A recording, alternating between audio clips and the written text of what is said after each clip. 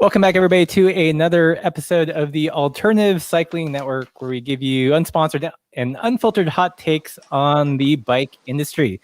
I'm one of your hosts, Russ from Path Less Pedaled, and I'm joined by my co-host. Oh, what? Is my volume out? No, you're good. I'm good. And we've got Eric from Slamdat. And Michael from Locked In. Yes. What it says? Oh, yeah. Okay. So today we've got a special guest. We've got Lewis from Poseidon Bikes. But before we get to Lewis, let's do some channel updates. Who wants to go first? I do, because I have my phone here. He's literally got it up on. Yeah, he literally. Yeah. I think this is Eric's new move. He just needs to have his videos pulled up because he forgets everything he posts. I have to know after it's posted. Yeah. Okay. So what? All right. Was the first day of this week? I think it was a Monday. Was the first day. I could be wrong. Or is it Sunday in Canada? Who knows? I don't know. Is it? Okay. So I did the 650. Okay. So we got more information on the redwood, which we're going to be talking about today, and then I watched a Mike Boyd video of riding upstairs, and I wanted to do that, so I did it. It didn't get nearly the views that his video did, and then upsettingly, I just swapped handlebars from a road bike to my cheap gravel bike, and it got just as many views as my stupid riding upstairs video did, which was way more effort, and I'm super upset about it. So you didn't quite ride the coattails of Mike Boyd. Not nearly the way I wanted to, but I will say in the 2 weeks that I've been titling videos less ambiguously, it has been helpful. Wow. You're turning into full-on YouTube pro. Yeah, but I don't think I'm going to keep doing it. Nice. How about you, Mike? What's been going on your channel? I had similar experience, Eric. I posted a review that I did out riding, and it was about my tire review for the Pan Racer Gravel King slicks, and that one did it on a ride, like on a whim. I'm like, you know what? I should bring my camera today. Like, I'm gonna go just bust out like 15, 20 miles, just do a quick thing. I was editing and like shooting stuff. I'm like, I got to get out of that. I call it the studio. It's also known as my studio apartment. So I was like, I got to get out and go ride. And so I shot that real quick, did really, really well. And then I posted a video today, and it was me doing my first FTP test this year, just because my buddy Mario called me, like, this was last Thursday, and he's like, hey man, we're going to go ride 65 miles on Saturday. Do you want to do an FTP test Friday? And I said, that sounds like an awful idea. And then I was like, but if I can record it, let's do it. And then it's if you've never done an FTP test, or we want to see kind of what it's like, you can see two different experiences. Both are terrible. Somebody pukes. So if you want to see who pukes, I don't show that footage, but you get it. It's implied. It was an awful experience, but I did it. So yeah. And it was an indoor FTP test? Yes, it was a Zwift. It was a shorter test. So essentially you do like a kind of a ramp up, warm up, and then you do a 20-minute, and then they calculate based on your average what your actual FTP was. So I gained, I think, 2 watts from my last year. So sick. That's progress. Killing it. Yeah. I think I also forget. I could have lost 3, or I could have gained 2. I'd like to think I gained 2. I don't remember if it was. You gained 2. I wouldn't tell anybody otherwise. Yeah. So that video is let's just say, I like to think it was entertaining to watch. But yeah, nice. Russ, I really want to see yours now. because I was like, I think we all need to do it. Eric, I'd be like, it's fine. He's it's fine. I have an FTP test on my channel from 3 years ago.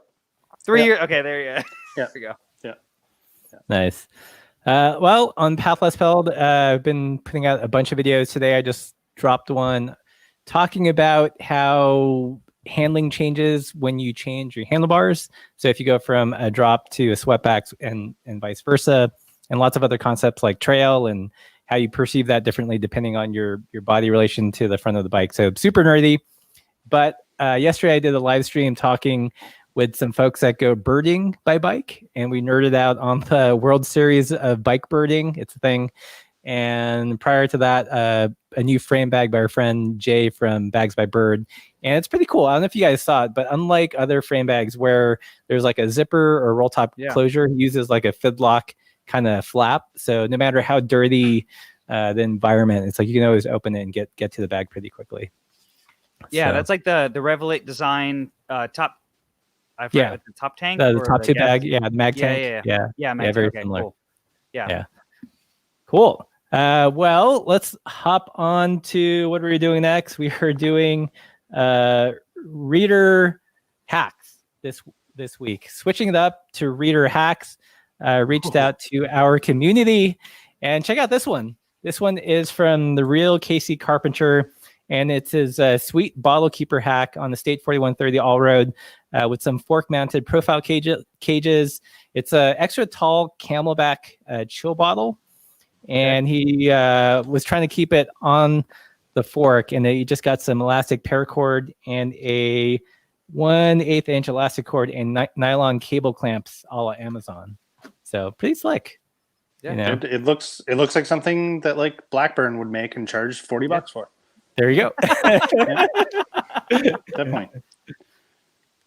And he just needs a dirt cap on there.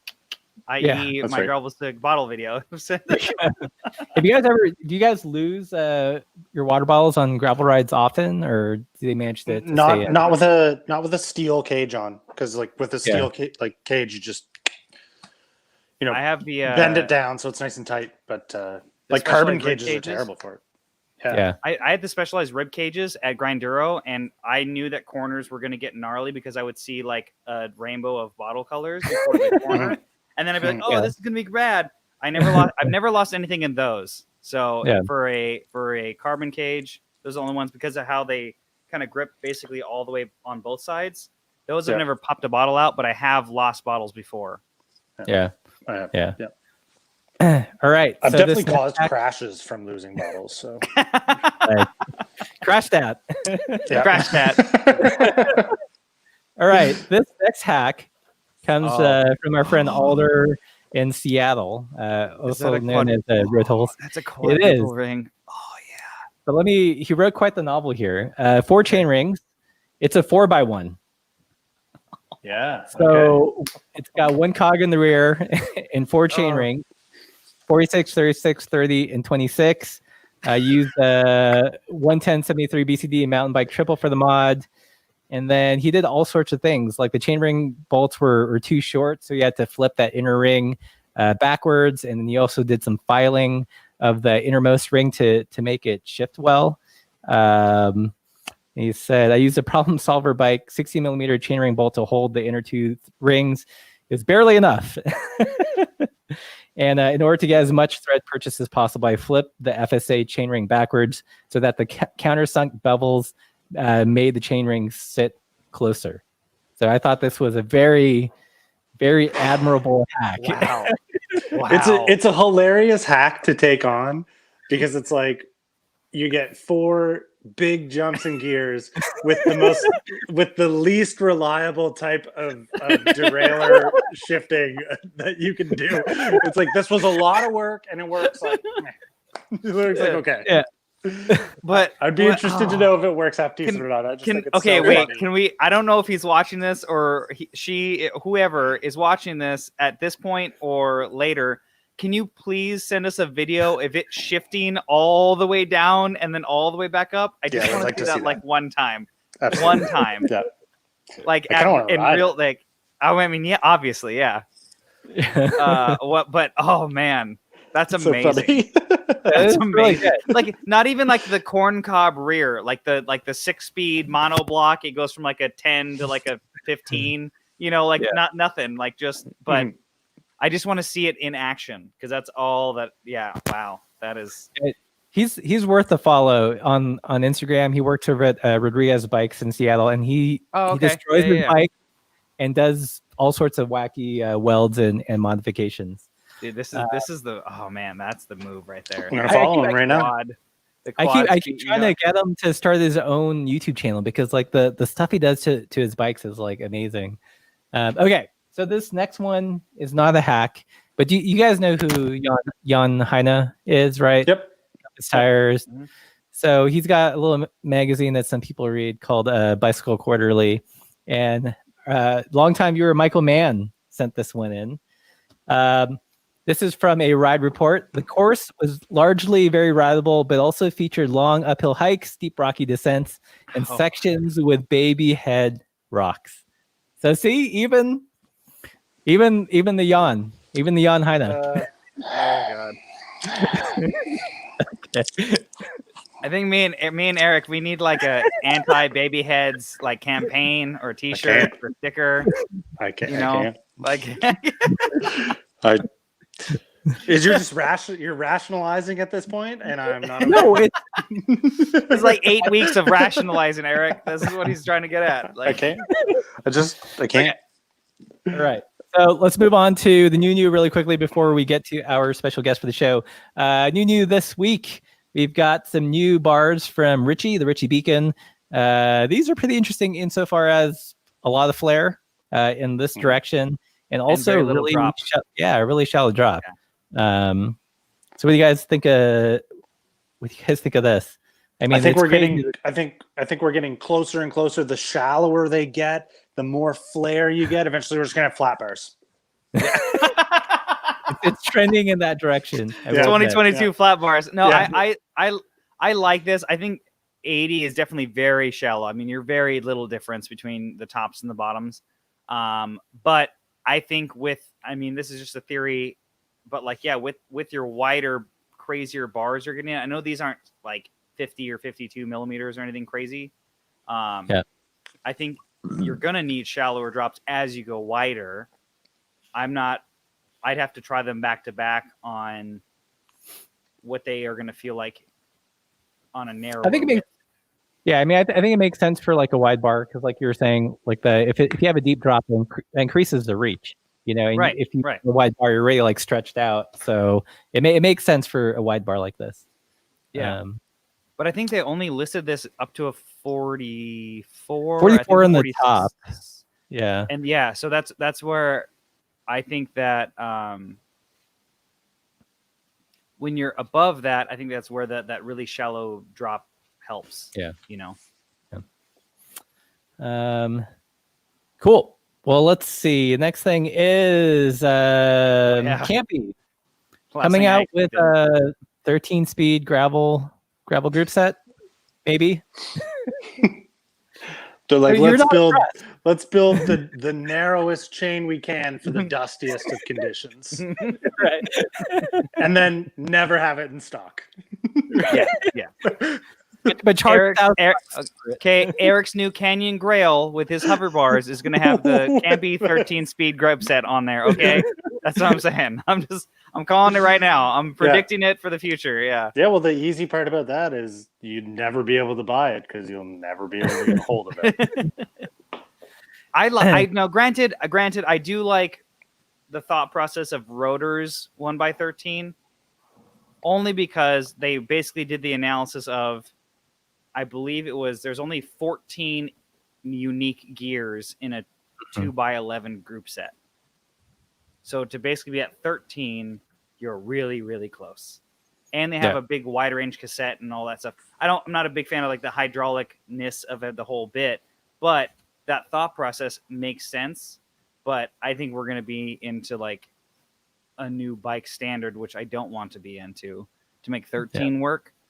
To have the robustness and not have the super thin chain, unless you go to what we talked about last week, which was the planetary gear 2x22. The classified. Yeah, I'd rather almost have like a 2x9 with that because you get the robust chain and the range.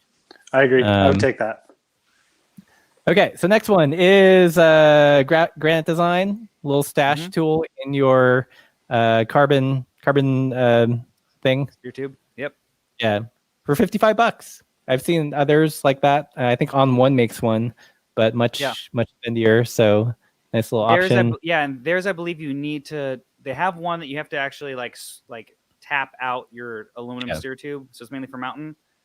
And I believe the one that doesn't need to do that, I think you have to run the proprietary stem.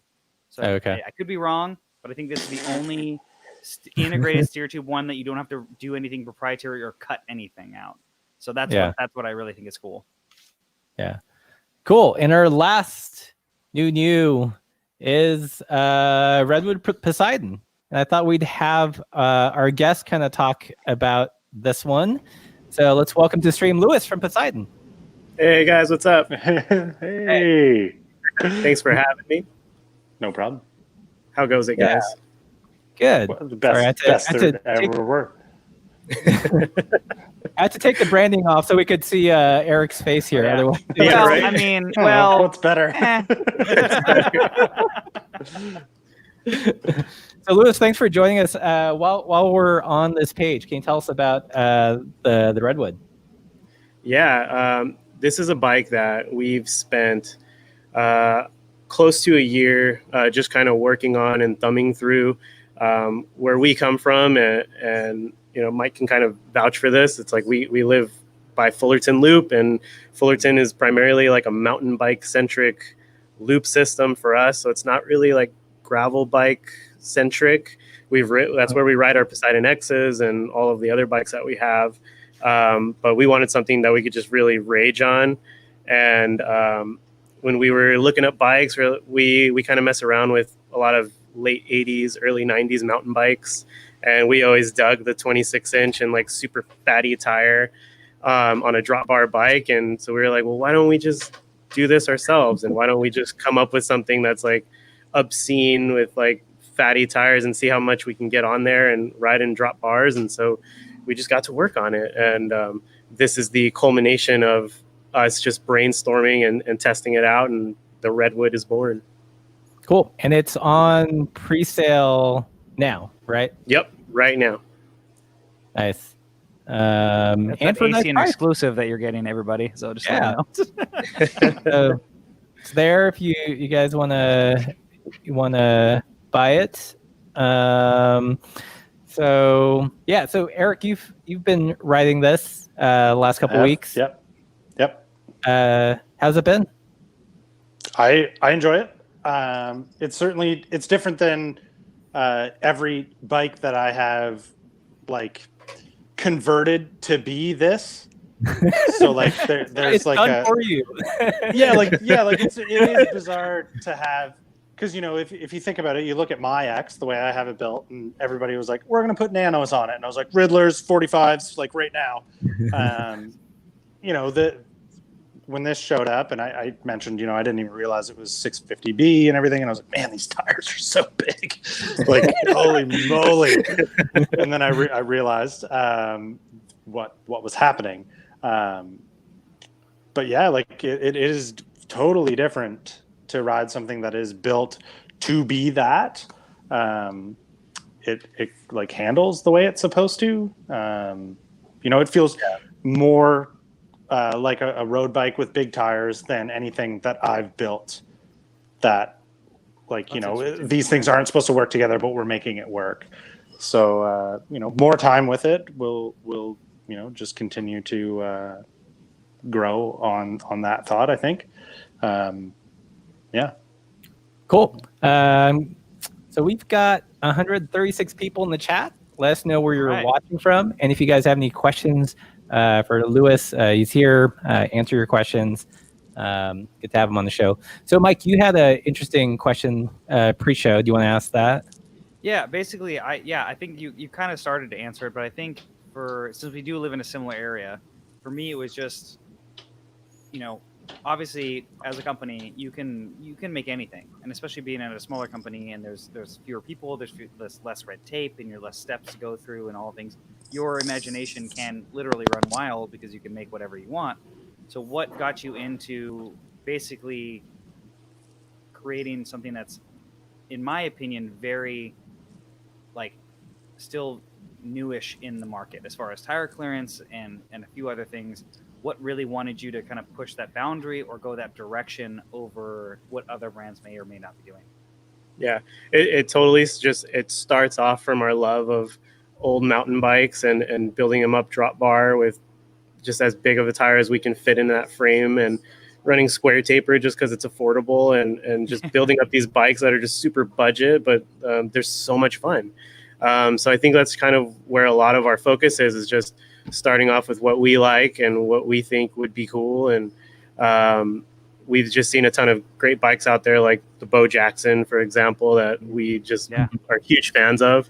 And we're like, well, we could totally build something, similar to that. And, we don't have to charge a crazy amount of money for it and make it affordable. Because I just think that there's something fun and challenging and new about, riding a drop bar bike in dirt, no suspension whatsoever. I think it makes things a little bit more challenging. It brings new life into trails that just feel a little bit dull.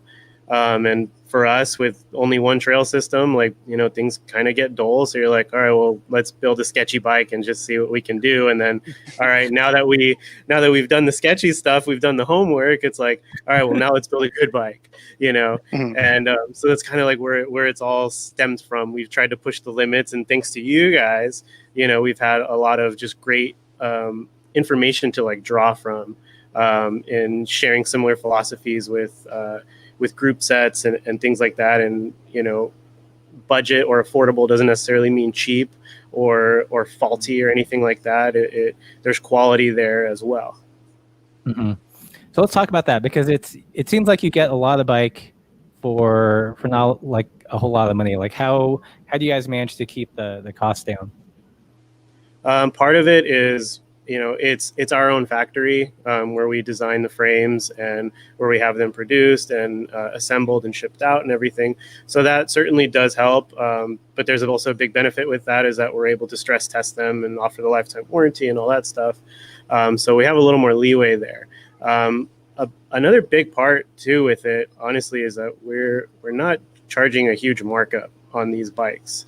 Our goal is really to give people an affordable quality bike. So we try not to cut costs on something that's super budget or just white label parts or anything. We try to go with companies that we've used and we back, and that we have been able to test and check out. So that's really where our big focus is, in able to offer a quality bike for the price that we're at. Right. Cool. Yeah, it seems as if, that's you get a lot of bike for the money, and at that price point, I'd assume that they're selling pretty well, even though they've only been on sale for a couple hours. With COVID and everything, it seems like any bike under $1,000 is just flying off the walls. Have you guys been experiencing that? Yeah, the Poseidon X was really, really flying. It was pretty gnarly. We were doing our best just to kind of explain to people that, I'm 5'7". Do you think I could ride an extra large? Just because it's in stock. And we're just like, no, we do not advise doing this. Thank you for reaching out to us. We don't recommend it. That type of stuff. Because it's going to be a bummer when you get the bike and then you can't even get on the bike. You have to jump off. So it's we're fulfilling as quickly as we can. We kind of anticipated a bit of this as we saw things developing overseas. So we're like, all right, well, let's get orders in as quickly as possible, because who knows what's going to happen over there? Who knows if it'll shut down? And sure enough, that's what happened. And luckily, we were able to have the Poseidon X models in stock. We already had the order in for the Redwood coming, and then we have a huge restock of Poseidon X's coming next month. Okay. When you guys ordered the Redwood, that was pre-COVID or after? At that point, it was in pre-COVID. It was in the final sampling, which was just before we got the production model that we sent to Eric. So it was just the just sample models for us to try out to approve everything that we've changed on the bike and the final componentry and everything. So we just pretty much had that, I want to say maybe late February, early March. And usually there's turnaround times. Like we had to take out a mold for the fork. We had to take a mold out for the drop bars. So all of these things have a long turnaround time for them to produce and perfect and then send to us to approve on that lastly. So it took a long time, just to get it all through. And I'm just glad that we're at the point that we're at now, that we finally get to share this bike with people. Right. Cool. We got an interesting question here. What about putting suspension fork on the redwood? Is that would that work? Like what or what suspension forks? I mean, is that a thing? I mean, it could be a thing. We haven't really messed with it yet, because Eric's the only one with the bike, so we haven't gotten to experiment. So Eric, if you want to put a suspension fork on there, I will. For me, based on your clearance, I think if you did a Lauf or a what's the Fox AX 40 mil, or that Suntour one or the Suntour one we talked about, I think that with how much more clearance you have as far as like the fork to crown space. I think you couldn't do like a suspension corrected 100. I think that would throw it really weird. But I think something in that 30 to 40-ish mil, 40. I think would do it well, based on what I've seen and like I said, the tire gap difference from what it's spec'd with and what you can put on it. I think that would maybe make up the difference and be all right. But I wouldn't say anything more than that. Well, I Eric only wants hover have bars. a 100 mil fork to put on it, so well, that's probably what we're gonna do. Yes, Tinker Tuesday coming soon. So Bob here asked, does it come in frame only, or are you only selling completes? Oh yeah, we have the frame sets coming. They're expected to arrive just pretty much a couple weeks behind the complete bikes. So we have that coming in, so you can buy the frame and fork together. And then we have a restock in our FX Track Lacrosse frame sets that we have putting on. We made a little bit of a tweak there to allow for like 700 by 40s in the middle of the dropout as opposed to like toward the end. So bigger clearances, which will be a lot of fun for your fixie needs. Nice. Cool. Well, you guys in the YouTube chat, let us know where you're watching from. 144 people in here. And if you guys have questions for Lewis, definitely don't be shy in asking. So how has it been moving briskly? Are you surprised, or is it kind of what you expected?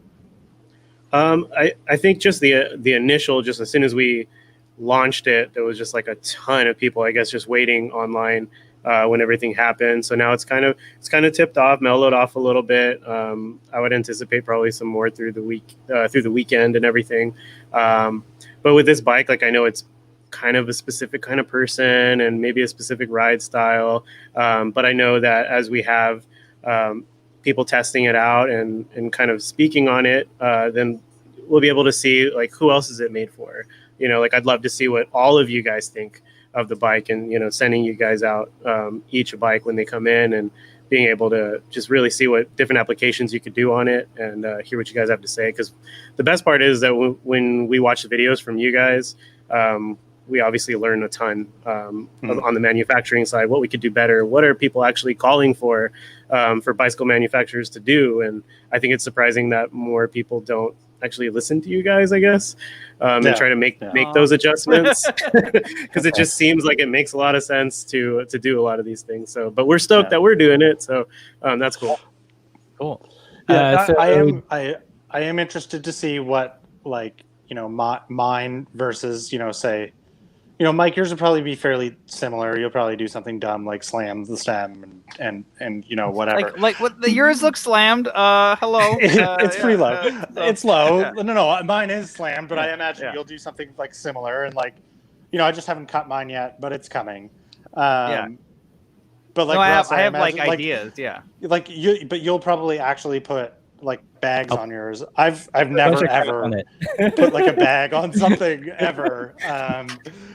And like, maybe I will now. Who knows? There's so many places to put one on it, and I'm like, it's a real shame that I have no way of using these. Somebody send Eric's PO box a plastic baggie and some zip ties, please. Yeah, right.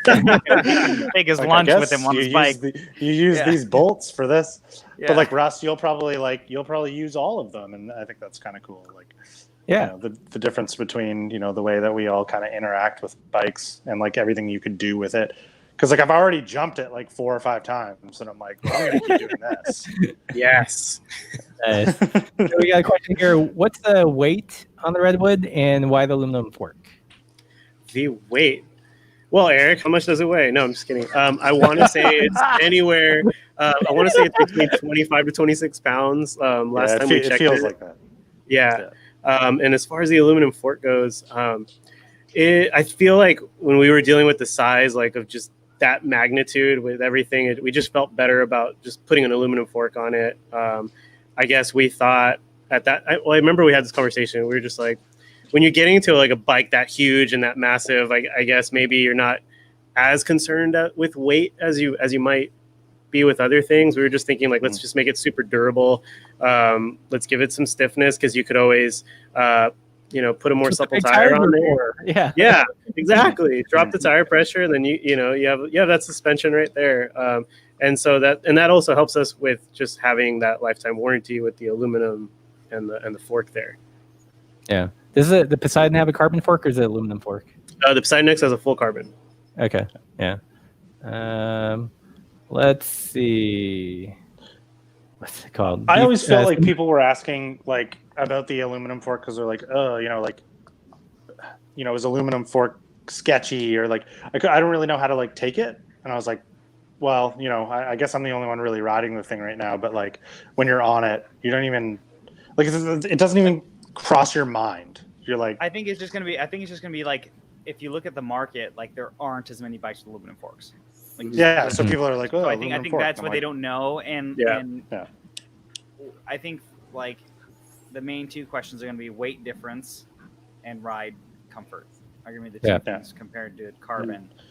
So Mike, your audio is a little low. You can either get closer. Well, I'll get closer. But yeah, so I think the big weight difference and the ride quality at the same PSI, I think is going to be where people are going to ask or be curious, because there's I can only think of like hybrids that come with an aluminum fork right now out of like top of my head.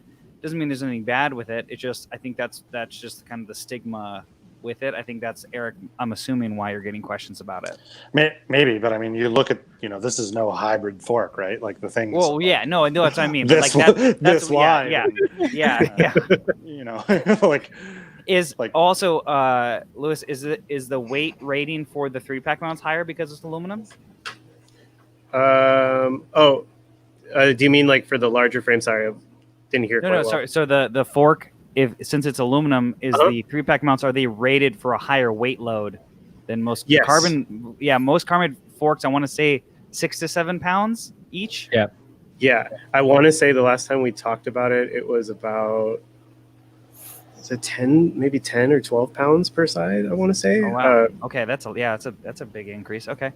Yeah, I mean, we wanted to load it up because I felt like I could, well, at least on my perspective, riding the small frame, it's like I didn't have as much room for bags and things of that nature.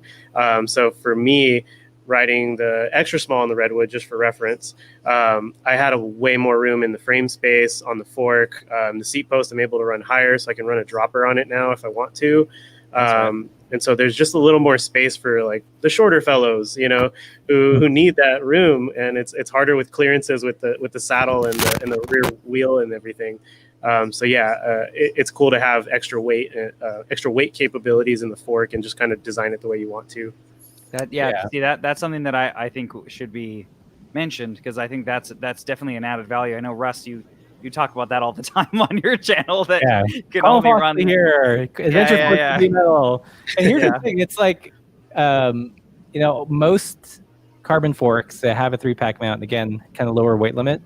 But I like to run, like a rando style rack or a demi porteur, and you just can't do that with carbon. Like they don't reinforce the hole near the fork crown.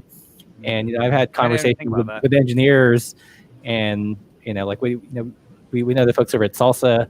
We got the new Carbon Warbird, super stoked. They had all the mounts. I was like, oh, I can go basket packing on it, right? They're like, no, don't do that. Like immediately with like the bike is yours if you basket pack once on there, Rust. Yeah. That's kind of a bummer. It's like yes, they're carbon forks are starting to get more functional, but still, like if you want to do rando rack or basket setup, that's for me. That's why like on my current bike, my Cobalt, like I want to get a set of those problem solver little ties because they weigh so much less than like the Salsa anything cage that I have. Like I can pack up. Granted, maybe only like a quarter pound, but like when I'm packing the front with all my tent stuff or whatever, like that can make a difference of just overall weight. And obviously I know that coming from some design and manufacturing background, like I know that they really underweight everything, but you do not want to get as close as you want to, especially when you hit something hard. So I'd rather be like at the cap, not above it too much.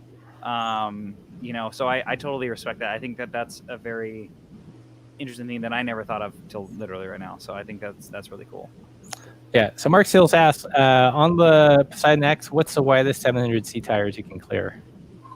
I think Eric has the biggest on there. I think was 700 by 45 that you put on that. Yeah, 45s, and like I had to dish the wheel a little bit to the right so that it wouldn't rub on the left chainstay. I probably wouldn't, like, those tires are wearing out, and I'm probably not gonna put 45s in again. Like, just the thought of them possibly rubbing, if the wheel's flexing or anything, or if any frame moves a little bit. I've grown up a little bit. I think I like seeing about 3 mils of clearance instead of just like the tiniest bit of daylight. I think 45s will work, whatever your tolerance is. What rims were you running those on? I've got blunt SSs, so they're 30 mil wide. Those are definitely like 48s. Yeah, I mean, it's big. I have a set of those. It's big. Yeah. No, they're a true probably 48-ish. Yeah. It's so big. I would, I think a 45 on a regular non, like I had those rims. My buddy has them now, and I think the 40. I forgot if they're 42 or 44 byways are like almost a 47 or 48 or something like that. Yeah, I've not measured it. I just know there's a lot of meat and a lot of rim on that bike right there now. You go. Well, there's another video concept for you, Eric. You can measure out the true width of what it actually might fit. Yeah. I think it's going to be something 45. I think on a 27 to 25 mil external rim would probably be about right. But I think yours are going to be closer to 47-ish, 48. Probably. Yeah. It's a very nice tire profile. I'll say that. A question here for Lewis: when is the Poseidon X going to be restocked? I'm sure you get asked that a ton. Oh boy, yes we do. It is coming back toward the end of September is when we're going to actually open pre-orders. We don't like to open pre-orders too early. We like it to actually be like the container be on the water before we start opening up pre-orders, because nobody wants to order a bike and then wait like a month and a half or anything like that. So our whole deal is at least at most a 2 to 3 week turnaround from when you order it to when it's out. Typically pre-order is about for 2 weeks long for it to come. Sometimes like the thing that takes the longest is when it actually gets to the port. Like once it gets to the port and has to clear customs, has to go through this whole thing. And that's the only part we can't control. But as soon as they're here at the warehouse, like we're already slapping labels on it and have it ready to go. Yeah. But yeah, so if someone orders the Redwood now, they can anticipate to get it when? We're going to start fulfilling that. It's supposed to arrive just like the last week of August. So we might start like on that Friday before the month is over. Otherwise, we'll just start September 1st. I believe that's a Monday. We'll just start at the beginning of September, shipping everything out as quickly as possible. Yeah. And like we're literally a team of 3 people. So I've been there. I can confirm that. Yeah. Let's see. So I think I'm the only one that hasn't ridden a Poseidon, and I don't know too much about the company history. Can you tell us a little bit about how long you guys have been around and how the whole thing started? Yeah, we started about, I want to say, I think we're closing in on our 6th year. I jumped in probably within the first or second year, but it basically started with the owner. His name's Willie. He grew up here in Orange County through Diamond Bar and just kind of went to school around this area. He grew up loving cycling and just having an enjoyment of riding to the ocean and everything like that. So he enjoyed that bond between cycling and the ocean, which is kind of where the whole Poseidon name came from. Gotcha. So that's where that comes from, and then it also comes from like our 3 symbols of Trident, which is affordability, accountability, and quality. So those are things that we try to stick with and push really hard on when we make new bikes and things like that.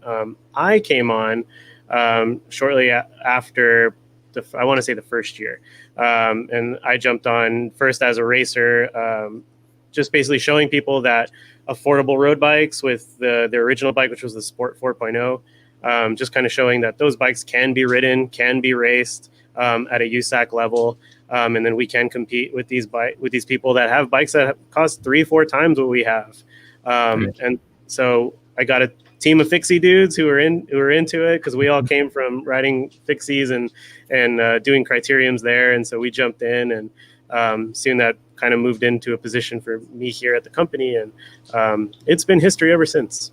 Yeah, cool. This is an interesting question. So Matt asked, what's it like, I guess, to produce bikes for everyday people rather than catering to pros, rather than making like, a bike, for the tour and like dumbing it down, but actually for real people?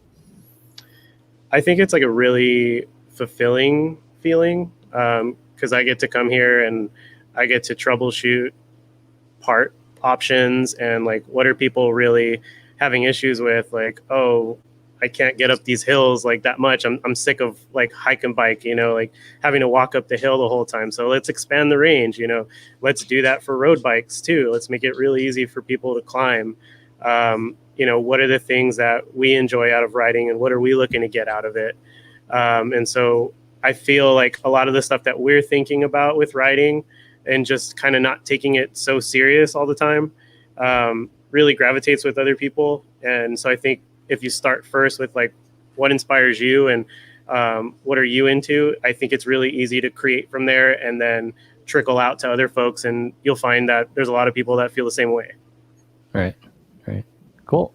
Yeah, I feel like a lot of bikes, they cater to the elite athlete first, and then kind of dumb it down a couple of steps by the time it gets to the plebeians. So it's nice and the alternate cyclists of the world. Yeah. Let's see. Ron here asks, any weight limits on the redwood to be concerned with? Is there like a maximum weight? Yeah, we rate it at around 330 pounds. And that's pretty much just with the stock wheels in mind. Okay. As far as the frame and fork are concerned, like, no, we beat it up way worse than that, like on the machines that we have. So I would rate it at a bit higher than that as far as the frame and fork are concerned. But maybe if you're at a higher weight, you might want to go with the stronger spoke or a higher spoke count and things like that. And we can help you out with those kind of things. We've done custom builds for folks many times aside from like what we list on the website. We're just really into getting people on bikes. So, we're thankful that we have a QVP account and we can go look up stuff and build fun bikes for people, Yeah. Cool. You guys have any questions for Lewis? I think for me, I'm excited to obviously try one, but I think for me, like, what was the big shift as far as for Microshift? Because obviously a lot of your stuff was Claris and some Shimano products prior, and I know you did the custom build for the Poseidon X with I believe was it Rival or Apex? Yes, the Apex, yeah. Mm-hmm. Yeah. So what was the big shift to going that route? Part of it is like on a manufacturing side, everybody's using Shimano, so right. It's very difficult to get parts for that. It's very expensive, and also just kind of my own personal preferences with things. I feel like Shimano is a little bit limited as far as like its range and things like that. So stuff that we were thinking about with our bikes was like, I want to get more range out of it. I want to be able to run it one by and just go up a hill and just laugh at my friends that are just chugging away on their really small chainring, and they're 32 on the cassette and everything, just like ha ha ha, and then they blow by me on the flats now. But it was just Microshift was something that we were trying out because it's super affordable, and we were trying it out on a lot of those budget builds that we were doing with those mountain bikes, and we were like, well, why don't we just see if we can get an account with them? Why don't we reach out to them, see what their numbers are, see if we could try out some of the stuff. I started off with the Advent when it came out, and then I put that on the Poseidon X, and that was sort of the catalyst to slowly, realizing like, why don't we just put this on all of our Poseidon models? Because at that point, I think when I first got the Advent, we were still running the Claris group set. Right. And I had nothing but praises for it, and I loved the expanded range on it. I love the affordability of it. It's like Microshift really identifies with what we're trying to do and just put out good componentry, at a good price. So I was like, dude, this is perfect. And then now it's like Advent X, Poseidon X. It's like it's a match made in heaven. It's pretty good. Yeah. It's a dang good. It's a solid group set. I mean, I love the range. And Eric, what do you that's been your first time riding. What do you think about it? Yeah, it took a little bit of getting used to where the top lever is to shift down into harder gears. I'm so used to SRAM that it's like, yes, this paddle feels familiar, and then you're like, where's the I haven't been riding the Redwood exclusively, but like I've ridden it enough, probably like 60 to 70% of the time versus all my other bikes, that it is second nature now. Like I know where everything's at, and it's certainly not foreign anymore. It's like I've liked it enough while riding it that I'm like, maybe I buy this group set for like the rock hopper or something, like willing to take that jump and swap out to the Microshift group set on other bikes that I own, because it's so cheap. Like it's such good, cheap's the such wrong good value. word. Like it's it's inexpensive, and like I look at, like I mentioned this in a video, I'm like, I'm not used to seeing small cassettes anymore, and I think bikes that have small cassettes just look dorky and dumb now. And I just kind of like I'm just kind of like, well, what is the easiest way to get like a big cassette purely out of vanity on like these other bikes that I own that have tiny cassettes? And I'm like, Microshift, that's going to be kind of the and they don't weigh a ton. Well, like, I don't know. You guys talk about way more than I do. I've got the Sun Race, which I was running on a couple of bikes before Advent X came out, and that's, I think, the 11 to 50 is like around 500 or 600 grams. Yeah. And the Advent X is like, what, 3 something? So wow, that's 380, I believe. Yeah. It's pretty, for the range and the weight and how much it costs. It's just amazing. Yeah, so, I'm excited to try it, because like that's the thing, is like getting the option to do that and have that range, I think is super cool. I think the gear ratios are spot on, in general, just for that group set, and I think it's going to bring closer in.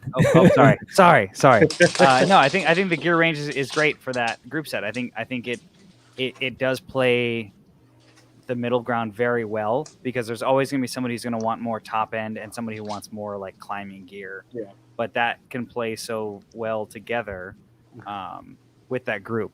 And then what's the BCD on the crank? It's a what is it 104, guys? Yeah, 104. Okay. So I'm clearly not the tech guy of the fine. Because it is mountain space thing. I was gonna say, that's what I thought. So yeah, you could go more climbing if you wanted it, Yeah. But you could obviously go bigger, if you needed more top end. So I think it's cool. And the does that rear derailleur, does that have a lockout for the clutch? Yes. It has it has it. Okay. There was somebody like posted in a group. Yeah. Just flip it up and down, turn it on, turn it off, which I love. I love having a clutch rear derailleur finally. Yeah, that was kind of the biggest thing for messing with the X, so much that I did, over the last 2.5 years was like, I would love to have left it Claris. Like if there was a Claris 8-speed with a clutch, I'd have been like, yeah, there's no need to change this at all. Yeah. Like if it's quiet and shifts good, but there is an annoyance that can certainly come with a chain slapping chainstays over like rough terrain and stuff. And you're like, okay, well, what is the fix for this?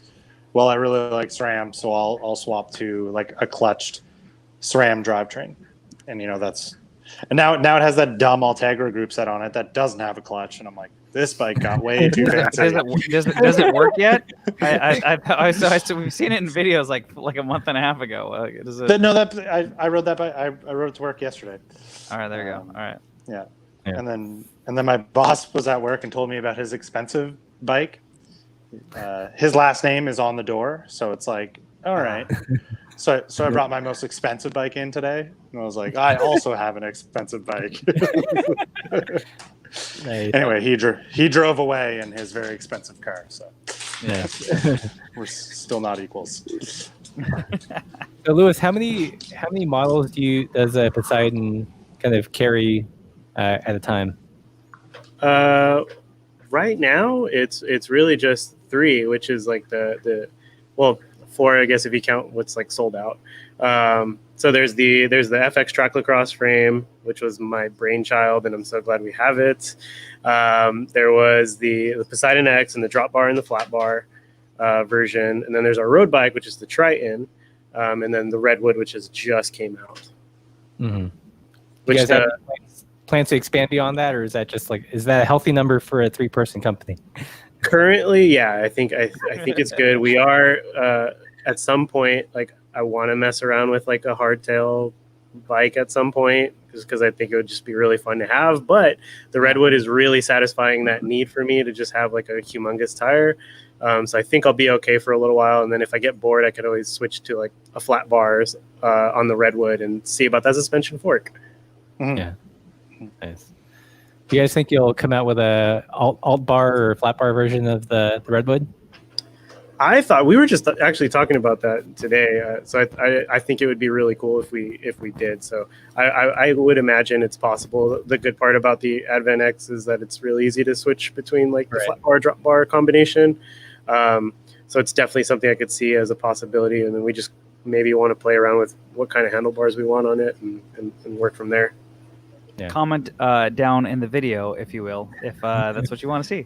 Yeah, if you guys want to see an alt bar version of the Redwood, let Lewis know in the comments. And if you're here still at almost the hour mark, give the video a thumbs up. Really helps the show grow.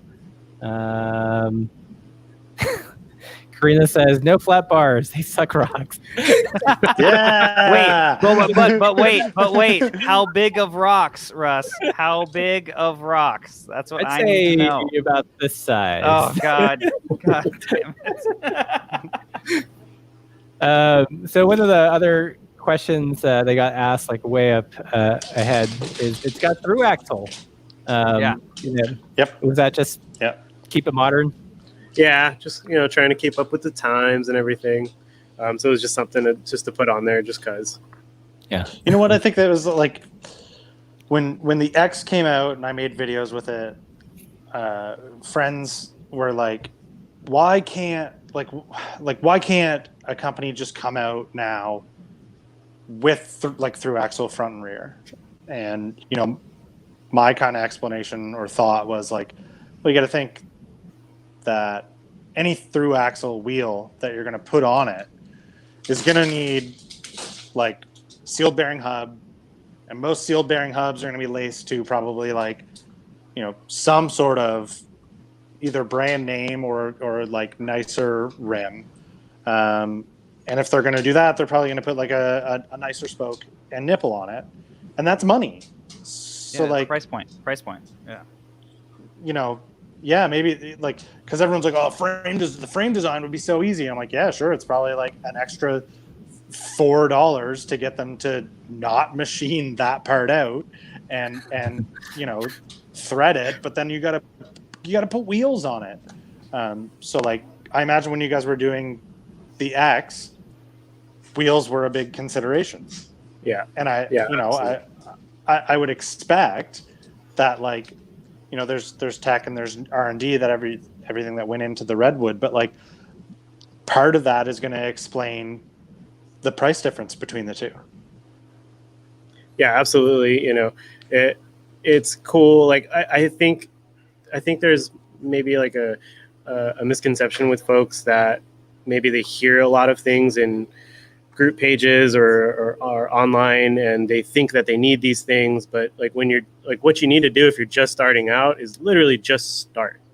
Just start riding the bike, get used to a bike. And then you can figure out what you like and dislike. Like, you may not even think or know that you need through axle. Like, you may never need it. Like I still haven't owned a set of through axle wheels. Like, I have gone tubeless because I don't like flats, and that sucks. That's fair. Yeah. But I haven't gone full through axle yet, but I will in the redwood because it comes with it, and I'm slowly changing the Poseidon X to through axle, just waiting on the funds to do it. I swapped for the fixation Sparta fork, so I could switch that over as well and run a full through axle setup. So that'll be cool. But these are things that like maybe you don't need, and I think it's cool to just do the research and just test out your bike and be comfortable with your bike. Like, the whole point of this stuff is just to enjoy riding, and I don't think that a particular part or something is going to make that come true for you. Like, if you like riding, you're gonna like riding. I know some parts may make it more enjoyable depending on your terrain and things, but then you realize that once you've started to ride, you wouldn't have known that if you didn't take the ride yourself. Yep. No, and I swapped mine. I swapped my X. I had a review unit, and that was quick release, and then I did my build series, and I swapped it to through axle. Also, yeah, Lewis, that rear through axle conversion, I'm sorry, because like, everyone was like, oh man, can I just do this to my, everyone thought they could just do that part to their bike.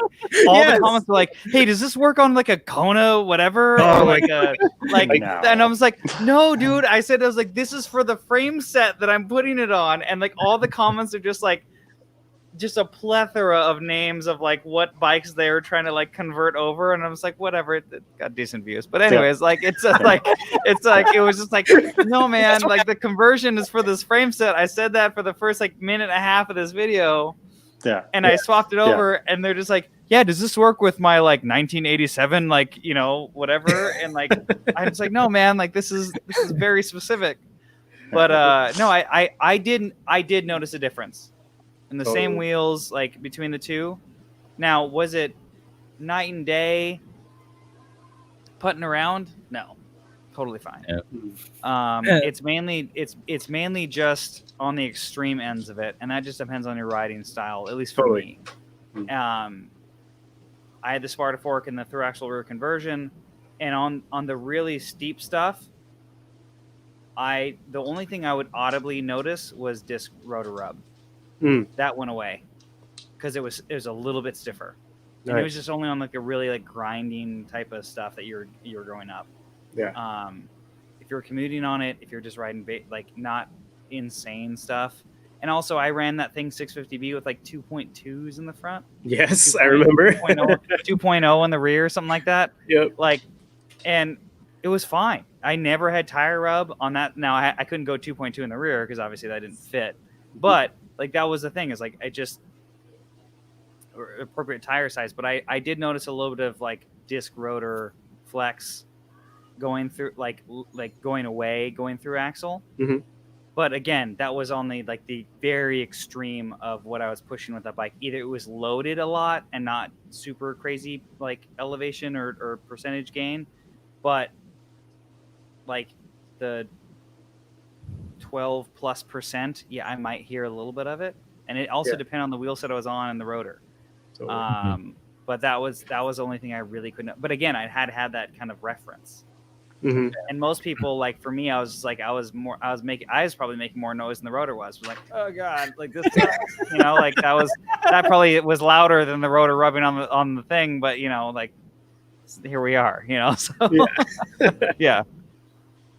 It's gonna shock you guys, but I'm gonna buy a bike with V brakes in 2020ty. That doesn't shock. The one. That doesn't Yeah, shock. no, it doesn't. I'm surprised it's not a coaster brake, Russ. Yeah. Come on. Should just use a stick. Yeah, I'm gonna buy the Rivendell. And you've heard it here first. Okay, all right. It's kind of refreshing because it's like the last 2 years since I've done the channel, all the bikes have been like super modern. Like electronic shifting, carbon this, that, through axle, super stiff, and I thought like throwing a leg over that, it'd just feel I wouldn't be impressed, but I'd like the bike enough to buy it. In 2020, it's gonna have a Quill stem. A 1-inch Quill stem, yeah. And 1-inch Quill stem, rim brakes. And can you get the jockey shift on there? Brakes.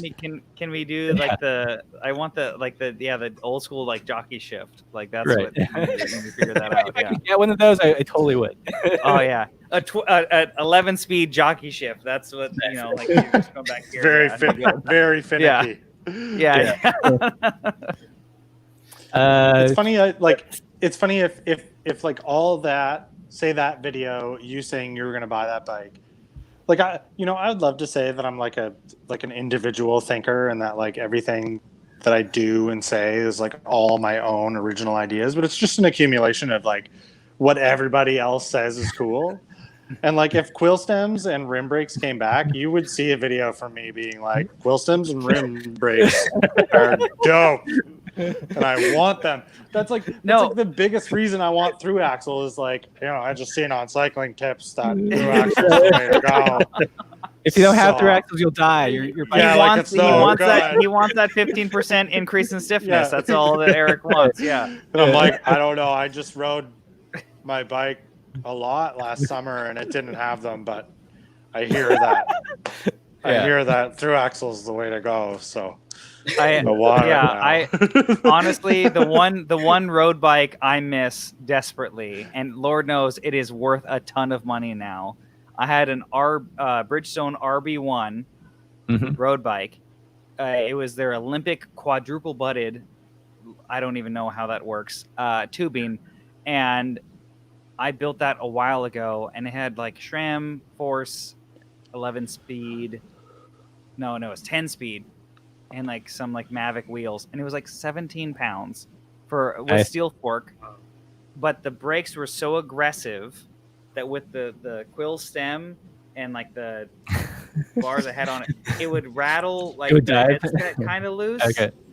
Like so, like I had to literally like during like there was this one ride I was trying to get home like from my commute, and I just like had to like hold it and just like try to like wrench it and just not hit the front brake a lot. It's the only time I thought Quill stems weren't great, but besides that, they're amazing. Like they're pretty awesome. Yeah, I like them. Also, I did have. Okay, no, the ultimate Quill stem is the Dura Ace Quill stem. They only made for a few years. It had no front bolt in, like you would thread the handlebars through. It had one angled like cap on the end, and there was like an area to put your Allen wrench straight through to this back like cinch bolt for the handlebars, and then straight down for the steer tube. And I was like, this is genius. Had one of those on my Cannondale track for the clout, and then sold that bike. But anyways, yeah, those stems were great. But I almost rattled my fork loose enough to crash. So yes, modern brakes may or may not be a little bit too much for that. Yeah. So next bike from Poseidon's gonna be a Quill stem rim brake bike. Yeah. V brake. Yeah. You heard it here first. I think it's wise. 6 inch. I think you should. Yeah. Nice. All right. If you guys have any last minute questions for Lewis, please leave those in the comments below. And if you're still around, give the video a thumbs up. Helps the channel here. Loctite is your friend. Oh well, yeah. Word from the wise. Let's see. So what's next for Poseidon? I guess just filling these bikes. It's allowed. Yeah, it's pretty much just getting the redwood out. The next huge restock of the Poseidon X. Hopefully, as long as things stay okay with restrictions and COVID and everything like that. We have a few like bikepacking trips that we want to try to get out again. So hopefully we'll get to go do those things. But really, it's just going to be a lot of just receiving feedback on the bikes and then continuing to see if we can tweak it, make it better. We have our Triton road bike coming back, which we're actually probably tell you guys here first. It's going to come back as a 10-speed this time. So it's going to be our first version of a 10-speed road bike. And that's something that we've been working on for a little bit. And I've been testing and I've been loving it. It's going to be a Microshift 10-speed that I use currently on my road bike, and it's got a ton of range. It's got 11 to 36 with a 50-34. So I think it'll be good for the entry-level rider and people that might like to climb a bit more. But that's coming up soon too. And hopefully if things can mellow out, I want to host a few tractor-cross races before the year's over. So we'll see how it goes. Yeah. So Tim here is asking color options for Poseidon X coming back. Heck yes. Yeah, the blue and the foothill green will be coming back. And then, hit us up. I'd be curious to hear, what other colors people are into and gravitating toward. I love burgundy, so I'd love to see like a burgundy with like a teal decal set up on there. But, I want to know what other people are into too. I'd read that. Hunter orange. Who doesn't love Hunter's orange? Is when you guys get the frame sets of the redwood, are they going to be the same green or are they going to come in different colorways? Currently, it'll be in the same green. We really want to just see how that color translates to people. I saw it on a Toyota Tundra one time, and I thought it was the coolest thing ever. And so I was like, "We must make this." Yeah, I was gonna say that sand yellow Tundra color though, that probably would do well. This could be next. It'll also work. I would do the hot pink. I'm with this guy. See, okay, or has nobody watched the build series? My triple fade Poseidon X color. Yep, that would work. That would work. Triple fade. I would ride that. Yeah, I would ride that. So John here asks, Poseidon bikes available in Australia. In terms of international shipping, like where can you and where can't you ship bikes to? Yeah, we ship everything for international through bike flights. So we can pretty much look up anybody's address and give you like an accurate quote. It is going to be pricey just because of. I know how much it is. I know how much it is to ship. Like I shipped shifters and cranksets to Eric, and it was like $90 don't ship to Canada. Yeah. I can't believe you guys do. Yeah, I can't believe you guys do business with me and then continue to do business with me. Yeah, no. So everybody who knows, just letting you know, like seriously, it is ridiculously expensive to ship to Canada. Yeah. I don't even want to know what it is in Australia, but bike flights will get you the best price. I know somebody who used to work there. It's the best deal you're gonna get. Yeah, absolutely. Purple to pink gradient. All right. Ooh, all right. Writing that down. I'd ride it. I would ride it. Let's see. You know what, Lewis? Okay, we're gonna do this live. If you want me to like test out a custom color, on preferably a black one, that would come to me. I would do that on the channel. Get him. Everybody can just have a pro model. We'll just do pro color. Well, yeah, that's fine. I mean, if you want to do that, I mean, I can make that happen. Yeah. What would be everybody's pro colorway? Right. Exactly. Yeah. The one of one. Yeah. That'd be the model. Let's close out on this question. Michael asks, what's the purpose of the tiny rear triangle and how much will the tiny bag that goes in there cost? Well, you already answered the question right there. It's for the tiny bag. Clearly, you could fit anything. The possibilities are endless. You could fit your Pokemon cards in there, your pods. That's where I put my slammer most of the time. So we'll find out on costs from Eric as soon as he makes the bags, and then he'll be shipping overseas. I swear to God, I'm so down for the tiny bag. Yeah. It needs to happen. There. It'd be like I can fit like 47 cents in the back of there. It needs to be a bag that you can wear as like a necklace off the bike. You just take it on. Just a little just like, oh, it'd be so good. It'd be funny if it was like if it was a necklace and also available as a backpack.